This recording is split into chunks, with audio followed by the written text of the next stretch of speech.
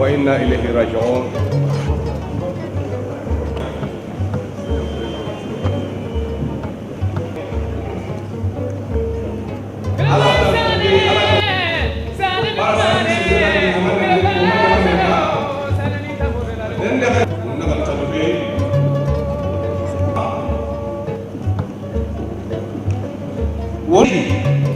Miriam femme on a failli.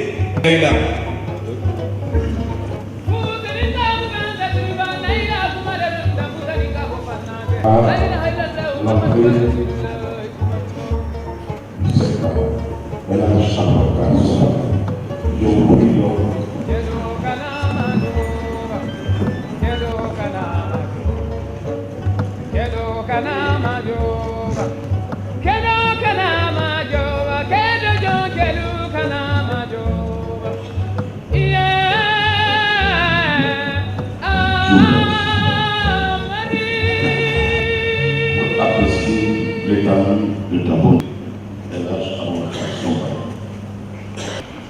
Le sel du PDG, parti de l'Agasara, politique de la façon de la gestion. Ensuite, nous allons le recueillir et la procession à suivre. Parmi les nombreuses fonctions administratives et politiques assumées, nous citerons quelques-unes. Directeur général de l'enseignement secondaire au ministère de l'enseignement préuniversitaire, directeur général des services de l'information, ambassadeur de la Guinée auprès de la République française, le Royaume-Uni, l'Irlande du Nord, le Royaume d'Espagne, la Fédération helvétique. Suprême de la révolution guinéenne, le stratège Ahmed Sékou Touré, à vous camarades, je peux me permettre cette épithète en ce qui concerne le camarade Aboubakar Sompare, a été justement le fruit de cette quête de perfection,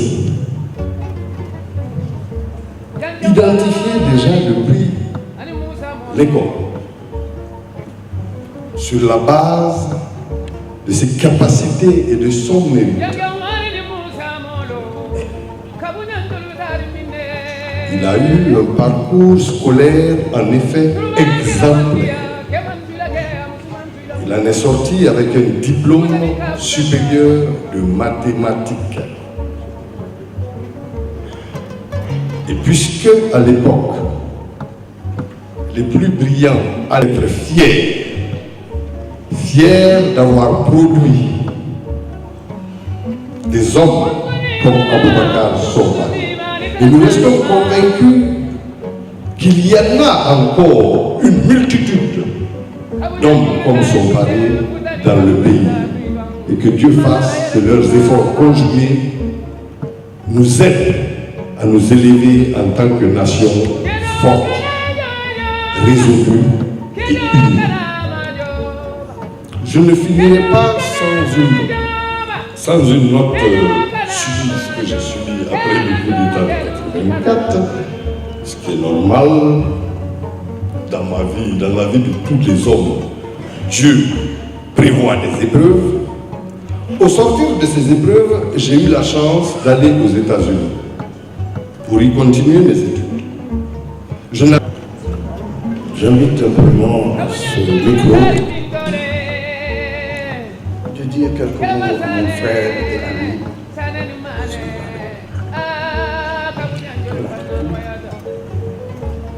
Et ici, prêt à rejoindre sa dernière demeure à Dakonta, dans la sous-préfecture de Toulouse, et la préfecture de Bokeh. Vous comprendrez mon émotion. Mais je veux dire ceci. Le premier contact que j'ai eu avec le président Aboubacar Soumbari, ce fut à une rencontre de mathématiciens sur les fameux théorèmes de Calais. Il fallait avoir le courage et la personnalité requise pour mettre en cause les pseudo-terrains que le directeur de Calais avait eu à émettre. Ces théorèmes ont été battus à plate couture grâce au courage du président Aboubacar Soumbari. Je cite ce fait, c'est pour montrer le courage de l'homme.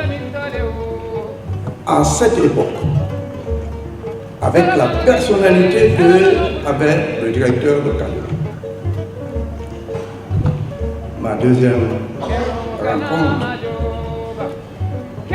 2 avril dernier, planifié dans ce que je devrais pouvoir dire pour situer tout le mérite de Soumbari.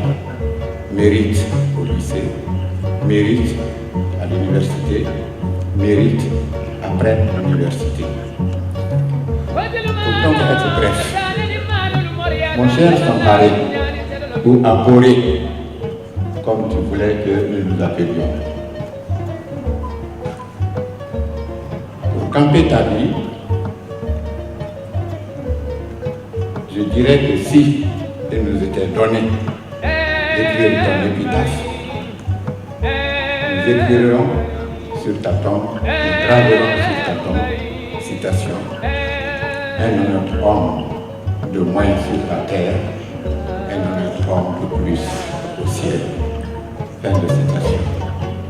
Nous prenons le mot honnête au sens de la simplicité, au sens bravoure au sens de la fidélité. Samparay Haboré, qui a incarné toutes ces vertus. Et c'est sans doute pour cette raison que de toute la promotion, qui a eu le stade le plus élevé, de toute la promotion, qui a réussi à délaisser le plus haut niveau, celui de deuxième personnalité de notre nation. D'abord à mon frère Kassoum qui est dans la salle, que je n'ai pas résisté à la tentation de parler aujourd'hui. Pas pour le plaisir de parler, mais parce que celui qui va être porté en terre aujourd'hui, l'honorable Aboubakar Somparay, était un ami, vraiment un ami. J'ai été associé à toutes les étapes de la vie de Somparay. Je l'ai connu en 1959 par la relation de notre ami qui n'est pas là aujourd'hui, à qui nous pensons. Je pense aussi que la terre lui soit légère. Zainoul Abidine Sanoussi. Cette relation s'est affermie chez un de nos amis communs, Ali Haribo, que nous aimons affectueusement appeler Bonne. C'était là le lieu de retrouvailles d'une certaine jeunesse qui se retrouvait aussi bien pour travailler, pour apprendre des leçons ensemble, pour se donner des idées, pour discuter, que pour organiser des rencontres de joie, de plaisir, ce que nous appelions les surprises parties. Alors vous voyez que c'est là la grande jeunesse. Asman Baboula est dans la salle, vous pouvez le témoigner. C'est depuis là que Somparay s'est révélé. Il s'est présenté comme une personne pour qui on pouvait avoir de l'affection. Dans son physique d'Apollon, dans sa forme éthiopico-bantou qui attirait. Beaucoup de vieilles sont dans cette salle aujourd'hui qui peuvent le témoigner. C'était un garçon élégant, vraiment, qui distribuait le charme, qui distribuait la joie, qui distribuait la paix. Ça, c'est cette phase. À l'université et à l'école, il était mon international est ceci. Le dimanche dernier, j'ai déjà tout dit avec Abou. J'ai passé 2 heures avec lui à la maison. On a tout dit. On a effectivement tout dit. Mais ce qu'on n'a pas dit et que je porte à votre connaissance, c'est que je reste reconnaissante à Abou pour avoir donné l'exemple dans notre pays, de considérer que notre nation est une et indivisible. En effet, en 1994, Aboubakar Somparay, Saïd Boun Touré, Sékou Souma et Sékou Beka Bangoura m'ont trouvé dans mon bureau à l'immeuble Kébé pour me reprocher de n'être pas du PUP. Nous avons eu une très violente discussion et nous nous sommes quittés sans conclusion.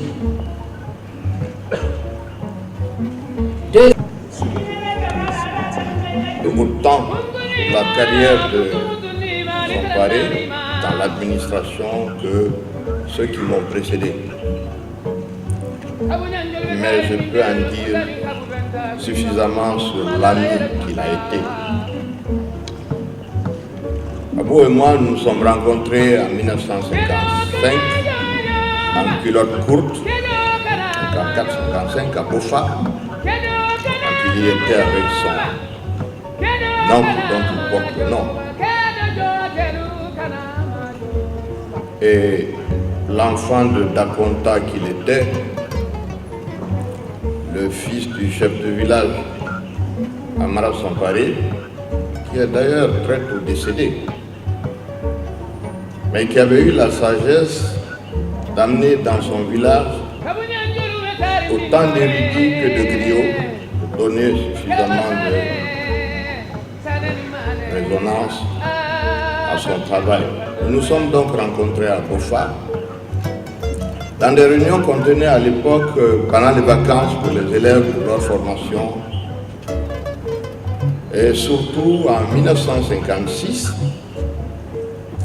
quand certains élèves de la région avaient été choisis en CM1 pour présenter le concours du certificat d'études primaires. Bien placé pour avoir eu quelque temps à gérer la transition, pour dire qu'Abou a sauvé le pays de beaucoup de catastrophes. J'étais avec Abou quand il était ambassadeur en France. Ma soeur, quand elle était là-bas, je travaillais pour la compagnie Frère, j'ai passé 2 ans à ses côtés. Je savais quand les opposants guinéens venaient avec toutes sortes de haine, comment il les apaisait. Il leur disait, faites tout pour ne pas être à la charge de votre pays. Soyez en charge de votre pays. Autrement dit, construisez des actions utiles, mais ne détruisez pas ce pays. À tel point que de guerre lasse, certains sont venus dire finalement, si le président Sékou Touré a accepté d'envoyer quelqu'un comme ce monsieur ici, nous devons savoir que ce pays a des vraies valeurs, qui sont des valeurs de rassemblement, d'unité et de patriotisme. J'en connais beaucoup qui ont cédé à cause des conseils du Abou. En 84, à la veuve Samparé, aux enfants, à la famille éplorée, d'hommes d'État, pétri de grandes valeurs morales et humaines. Très cher. Mesdames, je tiens à cette tribune dépossédée d'une chose, c'est vrai, importante, mais qu'il est moins que la mission qu'on m'a confiée. Je ne peux pas parler ni au nom de ma famille de Kakandé, ni au nom de la longue exemplarité que Elhadj Aboubakar Samparé a constituée pour tous les enfants de nos familles. Je parle ici au nom de son frère, de son compatriote de Kakandé, qui est né à Kamponi, Sansalé, quand lui il est né à Dakonta, Kolaboui. Au nom de son Excellence, Monsieur le Président de la République, le professeur Alpha Condé. Au nom aussi du gouvernement de la République, dirigé par M. Mamadi Youla, ces 2 institutions sont affligées depuis que l'annonce du décès de Elhadj Aboubakar Samparé a été portée à la connaissance des uns et des autres. Monsieur le Président de la République a détaché immédiatement une délégation au domicile d'Elhadj Aboubakar Samparé pour demander à la famille de l'attendre pour que le lendemain matin de concert, le programme puisse être fait avec lui et les vénérables aînés de la famille. Cela fut fait le lendemain. Le chef de l'État s'est rendu au domicile, à la maison mortuaire, et a donné son agrément à la proposition de cérémonie d'hommage et à la suite des événements, proposition qui a été encore une fois faite et par l'Assemblée et par la famille éplorée. Le président de la République, Elhadj Aboubakar Samparé, c'est un dialogue permanent. C'est un dialogue qui a commencé il y a très longtemps à Paris, quand l'un finissait son parcours d'enseignant à l'université et quand l'autre entamait sa carrière d'ambassadeur à Paris. Ils ont toujours discuté avec une obsession commune pour la Guinée et son avenir. Malgré les apparences Et malgré aussi les réalités de l'adversité politique, ils ont toujours su trouver entre eux deux des hommes qui permettent que la passerelle soit maintenue. Je m'en voudrais de ne pas évoquer ici une discussion fondamentale, celle de 2008, je crois, à Paris. Et c'est Diawara qui a dû assister à cette discussion, où les deux essayaient de voir comment la Guinée pouvait échapper aux affres d'un coup d'État militaire ou d'une violence politique de type civil. Ils ont discuté, et là ils sont parlé selon ce qu'il m'a dit, ça a été confirmé par Diawara, par le président de la République, a dit j'ai un problème avec la vie, pour moi la politique c'est l'histoire. La politique c'est pas le pouvoir n'en est que le moyen, c'est l'histoire. Ce qui m'intéresse, c'est que ma loyauté ne soit pas perçue comme une fidélité bête, mais qu'elle soit perçue comme un engagement devant l'histoire. Je vais sauver la Guinée avec tous ceux qui veulent sauver la Guinée en maintenant le cap de ma loyauté. Et il m'a ajouté ce jour-là qu'il dit, il faut que les gens fassent la différence entre la fidélité et la loyauté. La fidélité peut évoluer, elle peut changer, la loyauté c'est vis-à-vis de soi. Je suis loyal vis-à-vis de moi, voilà ma ligne et je veux qu'on sauve la Guinée sans rompre un certain nombre d'équilibres. Ils ont poursuivi ce dialogue, le président de la République et lui, ce qui a permis au deuxième tour de 2010 à Elhadji Somparé, avec d'autres dans cette salle ici, de rejoindre la candidature du professeur Alpha Condé qui était admis au deuxième tour. Et discrètement, comme il sait le faire, avec beaucoup de pédagogie, il a apporté tous les conseils nécessaires pour que la bataille électorale de 2010 soit couronnée de succès. Le président de la République dit souvent de Somparé, c'est le seul Guinéen qui fait la politique en tenant compte de la géographie, de l'histoire et de la culture des hommes. Il est complet comme homme politique, il est complet comme homme d'État. Monsieur le président de la République s'incline devant la douleur du peuple de Guinée et la douleur de la famille Somparé et alliés, et réitère son engagement de frère, son engagement de compagnon politique de la démocratisation en Guinée. Là aussi la dialectique, même s'il y a beaucoup de libéraux dans la salle, on suit mon regard. En fait, en politique, c'est les adversaires qui tissent l'histoire, ce n'est pas forcément ceux du même camp. Somparé dans le camp de la majorité d'alors, le professeur Alpha Condé, chef du parti politique le plus important de l'opposition d'alors, ont su maintenir beaucoup de complicités qui ont permis à la Guinée de vivre beaucoup d'accords avant 2010 et de sauter beaucoup de points de difficulté. Le président donc demande à la famille de compter sur sa présence fraternelle à ses côtés et de savoir que leur fils a servi une nation qui lui sera reconnaissante. Je voudrais aussi, au nom du gouvernement, dire ici à Mme Saran Daraba Kabatanti Saran que l'initiative qu'elle a soufflée de la poursuivre et le gouvernement est disponible à ce que, pour une fois, un décès soit une occasion de pédagogie, d'apprentissage pour nous les plus jeunes et encore ceux qui sont plus jeunes que nous, pour qu'ils puissent connaître à travers ces hommes valeureux l'histoire de leur pays. Cette initiative est la vôtre, Mme Sarandaraba, mais le gouvernement et le président de la République la soutiendront. Et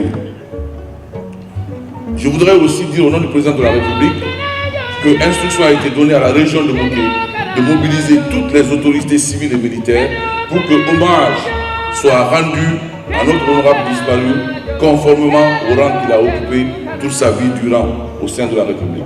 Donc au moment où je vous parle, et depuis 2 jours, le gouverneur a pris ses quartiers à Dakonta avec le préfet. La zone militaire a été mobilisée par le ministre de la Défense pour que les honneurs militaires soient rendus à notre honorable disparu. Je voudrais, avec la permission de Monsieur le Premier ministre, encore une fois au nom du président de la République, vous présenter toutes les condoléances de tous les cadres de ce pays et de tous les citoyens guinéens qui ont connu Elhadji Abdou Somparé comme un frère et comme un père. Je vous remercie. Nous avons perdu notre père et la douleur ne se mesure pas.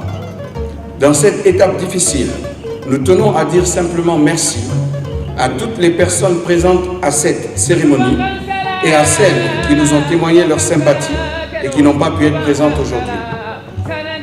Elhadji Aboubakar Somparé, papa, c'est en proie à une douloureuse émotion qu'au nom de tous mes frères et sœurs, je viens t'adresser un dernier adieu pour t'accompagner vers ta dernière demeure. Je voudrais ici même rendre hommage à la mémoire de cet homme qui fut un esprit brillant, un visionnaire, un homme de conviction, un leader, mais aussi un grand incompris pour ceux qui ont eu la chance de le côtoyer de près, aussi bien dans le travail que dans la vie. Pour nous, c'était notre père. C'était et c'est reste encore aujourd'hui l'homme de référence, le géant dans l'ombre de qui nous avons fait nos premiers pas, celui qui nous a appris patiemment tant de choses, qui nous a donné l'éducation rigoureuse, autant académique que sociale, qui nous a insufflé la culture élitiste, qui nous a permis de nous hisser, pour la plupart d'entre nous, à de très hauts niveaux de formation, nous donnant ainsi les armes pour affronter sereinement la vie. Toujours positif et débordant d'optimisme, toujours à l'écoute et enclin à la mansuétude, cet homme à l'esprit vif et au cœur généreux, brisant même de la vie de certains, la prodigalité, c'est avec cet homme que nous avons partagé tant de joie, qui nous a soutenus dans tant d'épreuves.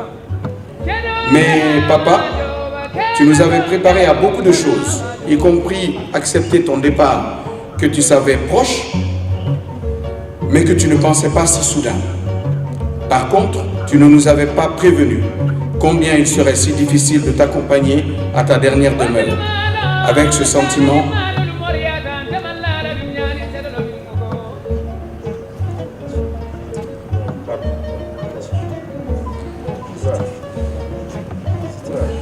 de traverser ces moments où on a l'impression qu'un monde bascule.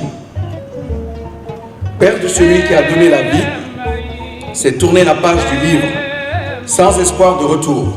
C'est un peu comme si le temps, un instant, s'arrêtait et tout se dérobait sous nos pieds sans aucune prise possible. Je souhaiterais donc vous parler très simplement de M. Aboubacar Somparé, vous dire comment nous l'avons connu et comment nous l'avons vécu. Son parcours fut en tout point remarquable, comme le fut son engagement au bénéfice de l'intérêt national et au service de la Guinée. En évoquant les moments les plus intenses de sa vie publique et les liens très forts qui l'unissaient à l'univers national, ses atouts, ses faiblesses, ses attentes, sa diversité, sa culture, ses valeurs et son histoire, les liens qu'il a su maintenir jusqu'au bout.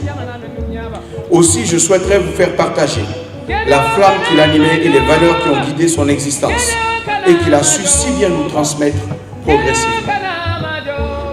Après une longue carrière dans l'administration publique et la politique, il n'a pas pu véritablement profiter d'une retraite méritée, parce que préoccupé par un mal qui le rongeait et des inquiétudes récurrentes sur le devenir de la nation. En silence, il a lutté pour ne pas ajouter au chagrin de sa femme,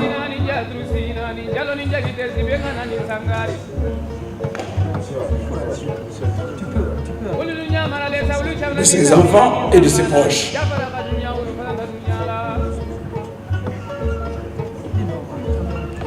Cet homme possédait les plus riches qualités du cœur et de la délicatesse. Et il a voulu par-dessus tout que ses enfants que nous sommes gardent de lui cette image de paix, de générosité et de détermination et de grâce. Mais c'est dans l'exercice de ses fonctions d'enseignant et de politique qu'il a pu donner la pleine mesure de ses vraies valeurs. Sa compétence professionnelle, bien sûr, mais aussi des qualités d'âme et de cœur. Par sa gentillesse, sa grande humilité, la pertinence de ses jugements, la connaissance très poussée qu'il avait de la sociologie politique guinéenne, qu'il a réussi à gagner davantage la sympathie, l'estime, le respect et la considération des siens et de ses proches. En effet, homme de conviction, en tant que jeune directeur de l'enseignement du secondaire, il a réussi, là où personne n'osait espérer, à éviter l'introduction des langues nationales dans le cycle secondaire, en persuadant le président Ahmed Sékou Touré de la justesse de ses appréhensions et de l'objectivité de sa position. Il aimait souvent nous raconter cette anecdote où le jour où il pensait qu'il allait être conduit au camp Boiro, il a écrit une longue lettre à notre mère qui se trouvait encore à Dakar. Mais heureusement, la raison l'a emporté sur le camarade responsable suprême de la Révolution et il s'est rangé à ses arguments. C'est également sous sa direction que la radio-télévision guinéenne a lancé ses premières images le 14 mai 1977.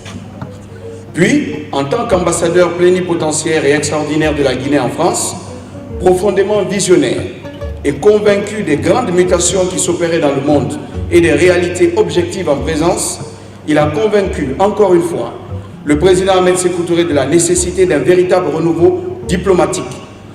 Le point de départ de cette nouvelle stratégie fut la visite historique du président Ahmed Sékou Touré en France en 1982, contre, je le rappelle, l'avis de la quasi-totalité des membres du bureau politique national du PDG, afin de tourner la page des relations orageuses entre la France et la Guinée. De retour en Guinée, en poste au ministère de la décentralisation, il fut l'un des acteurs majeurs de l'enfantement en douceur de la démocratie pluraliste dans notre pays.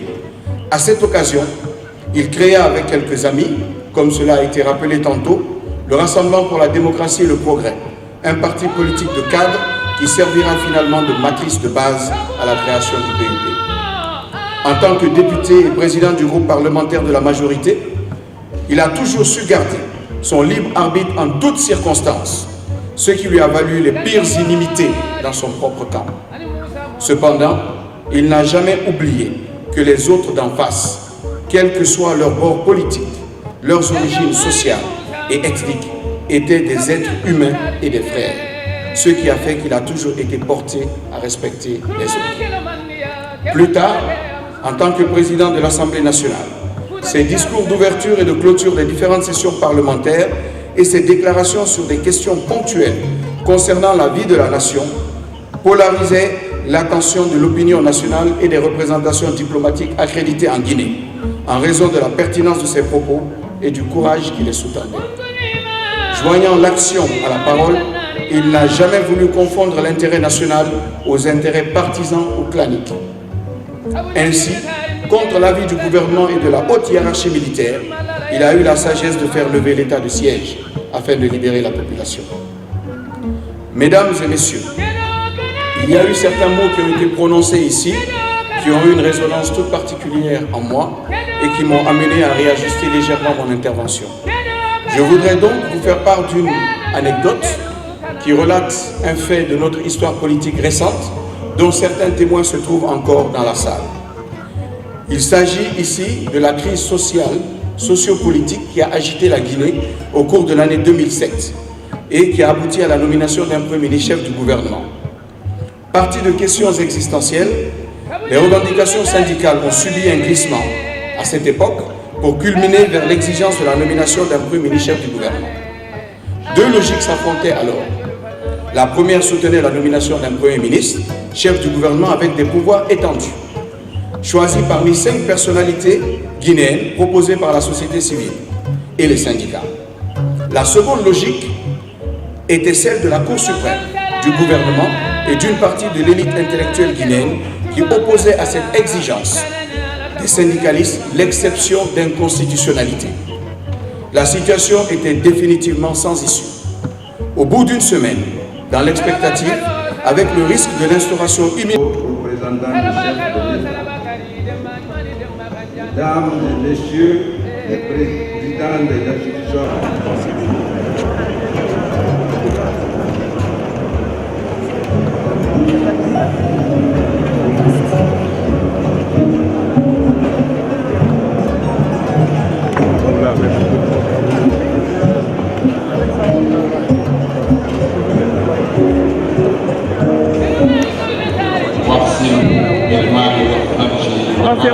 اللهم إن كان محسنا فزد في إحسانه وإن كان مسيئا فتجاوز عن سيئاته اللهم باعد بينه وبين خطئه والمغرب اللهم يا حي يا رب العالمين عبدي وماء مسروق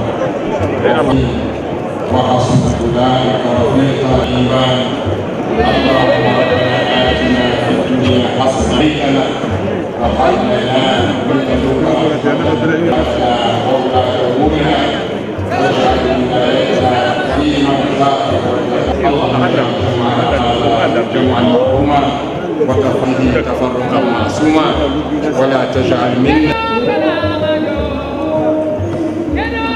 آتنا في الدنيا حسنة وفي عذاب النار ربنا لا تزغ قلوبنا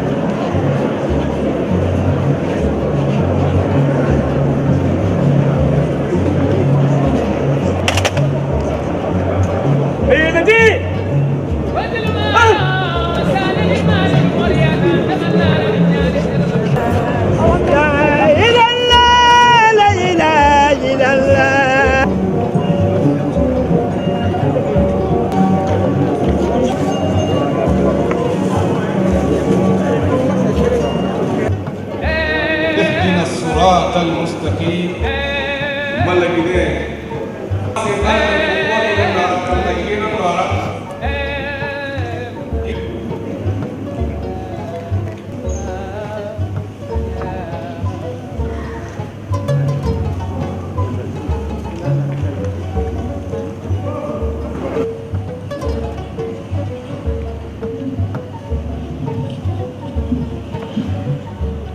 À cet instant,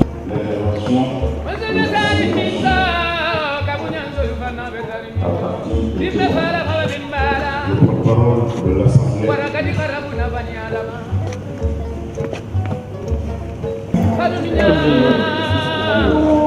Un homme indoctable, à la fidélité inaltérable. Un homme socialement transversal, porté aux amis de toute catégorie, de toute tendance politique, régionale ou ethnique. Honorable Aboubakar Sompare, les parlementaires et les travailleurs avec lesquels tu as servi se souviendront toujours de ta générosité et de ton attitude affable et agréable. En leur nom, j'adresse mes vives condoléances à la famille éplorée et au peuple de Guinée. Puisse ton exemple inspirer chacun de nous afin qu'on y trouve le meilleur de notre chère Guinée. Honorable Aboubakar Sompare, ton mérite et ta grandeur d'âme sont incontestables. C'est à juste raison que tu as été distingué. Monsieur le Président de l'Assemblée nationale,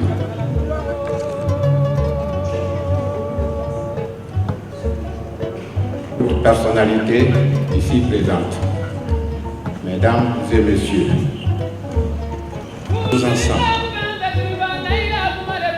dans notre amour, à l'affection que nous avions l'un pour l'autre, nous avons ajouté le secret de la collaboration. Je le vois, je le revois dans ses bureaux,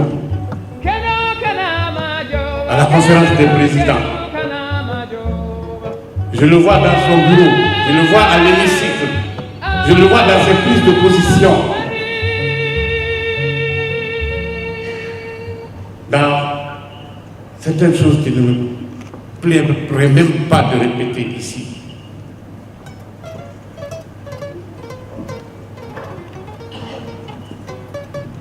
Je suis certain que Michel Kamano doit être dans cette salle.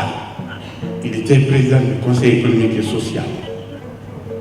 Que peut-être la ministre qui était président de la Cour suprême était là. Et moi j'étais représentant du chef de l'État. Dans les moments les plus durs, le contenu de la mascotte nous en a montré de toutes les couleurs, en mathématiques, en histoire, en géographie et partout. Et je voudrais retenir de l'homme un père de famille, un mari, où les jours, quand on se voyait, nos discussions commençaient par Astou et se terminaient par Astou. Je parle toujours de l'ami. Les autres ont parlé de ce qu'il était en tant que leader. Moi, je parle de l'ami. Mesdames et messieurs, donc, je tenais à faire simplement dans nos vacances des années 57, 58, 59, nous passions notre temps à Boké à courir derrière une femme Maragassama qui était batteur de tam-tam venu de Guinée-Bissau, qui est resté une passion pour lui, pour moi, pour Zaïnou. Et même dans les années 80, on continuait encore à écouter ces chansons que l'ancien directeur général de la radio-diffusion-télévision avait enregistrées pour nous. Je dirais, cher ami, repose en paix, et la famille sait que les amis sont là et pour toujours. Je m'adresse. Nous invitons nos différentes législatures et à tout le peuple de Guinée. Je prie Allah, le Tout-Puissant, d'accorder sa miséricorde à notre frère et compagnon El Hadj Aboubakar. La mort est une ennemie cruelle et sans pitié. Tous, nous l'affronterons un jour. Mon frère et ami, mon éclaireur, mon grand frère,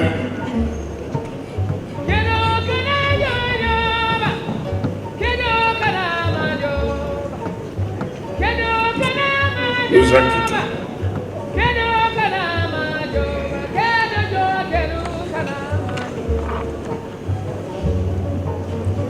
Son pari m'a laissé orphelin.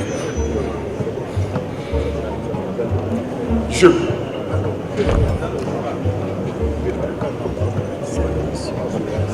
perds mes repères. Je préfère une prière. Mon témoignage sera publié sur ma page. Et les gens comprendront. Merci. Ce que je peux dire, c'est un baobab qui est tombé. Ce qu'on peut dire,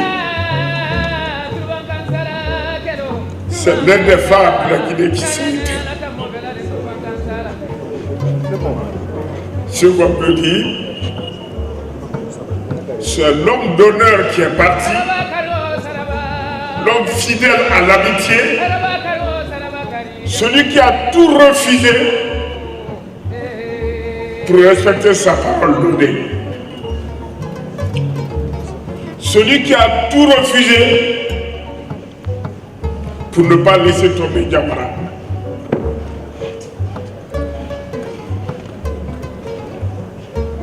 Cet homme, il m'a appris beaucoup de choses.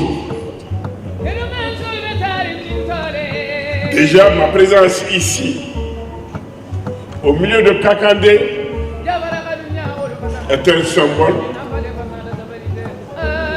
En lui seul, reflète ce que c'est que son pari. Moi, je viens de Sigiri profond, du Mandin profond. Que je sois aujourd'hui à Kakandé en train de recevoir les condoléances de son pari, ça veut dire ce qu'il voulait faire de la Guinée. Il n'est pas là. Ses amis sont là. Ceux qui l'ont connu sont là. On travaillera à l'unité de la Guinée. On travaillera à la paix de la Guinée. On travaillera à la coopération. Il connaissait ce pays, il connaissait la Guinée. Il connaissait la sous-région.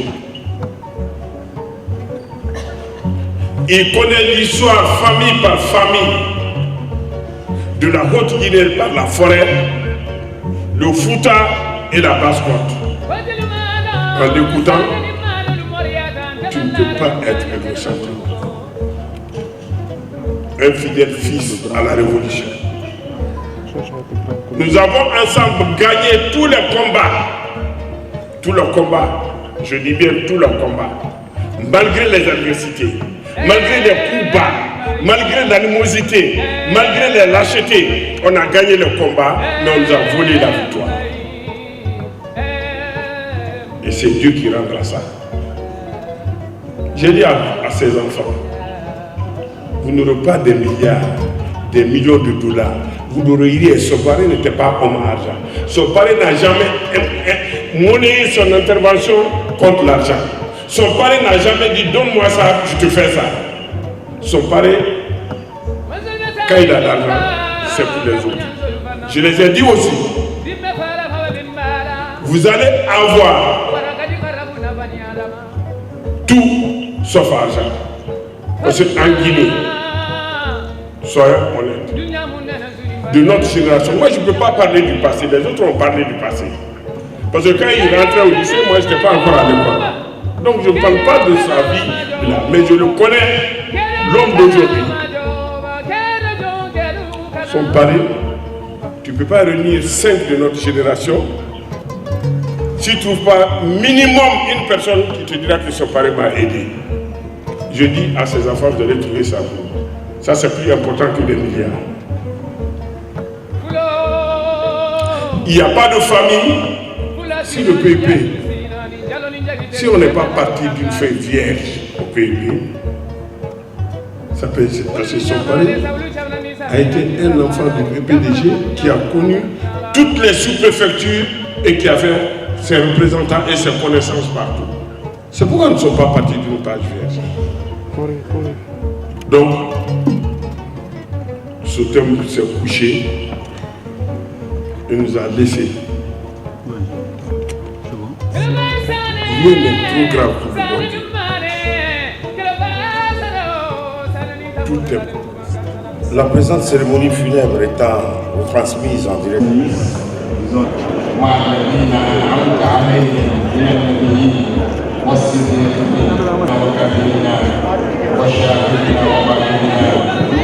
ومن توفيته منا يقيا ولا محروما وهب لنا من لدنك رحمة ربك رب العزة عما يصفون وسلام على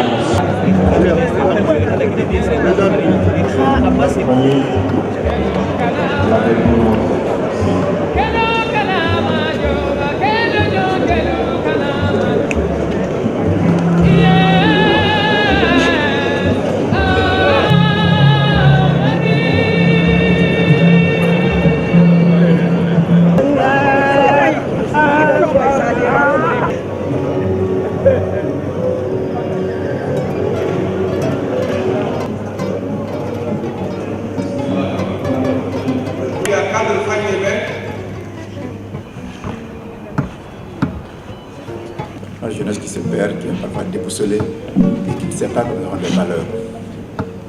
Et je voudrais que cette jeunesse s'empare de l'exemple du frère Abou Sampare. Pour 4 raisons. Abou Sampare est le modèle de l'intégrité. Il a toujours servi le pays, il ne s'est jamais servi du pays. À la différence de beaucoup de personnes qui, une fois arrivés à un poste donné, font tout pour monnayer ce poste comme des avantages matériels, Abou ne l'a jamais été. Le deuxième symbole, c'est le modèle du rassembleur. Abou l'a toujours été. Où qu'il ait été, dans quelques circonstances que ce soit posé, Abou a été toujours celui qui a étanché la soif vis-à-vis des gens justes. Il a dit les mots justes pour éviter qu'ils se rebellent. Il a dit les mots qu'il fallait à ceux qui oppriment, pour que ceux-ci tiennent compte des difficultés et des tares dont les parfois martyrs étaient sujets. J'ai été beaucoup témoin de ça. Enfin, troisième symbole d'Abou, je suis très bien placé pour le dire. Abou a été le modèle de la modestie. Avec beaucoup de tristesse que j'ai appris le décès de l'honorable Elhadj Aboubacar Sampare, ancien président de l'Assemblée nationale. C'est surtout avec beaucoup d'émotion que je fais ce témoignage depuis Paris où je suis actuellement. Mon souhait le plus ardent serait que ce témoignage soit dit par moi-même à l'occasion du symposium qui sera sans doute organisé à ce moment.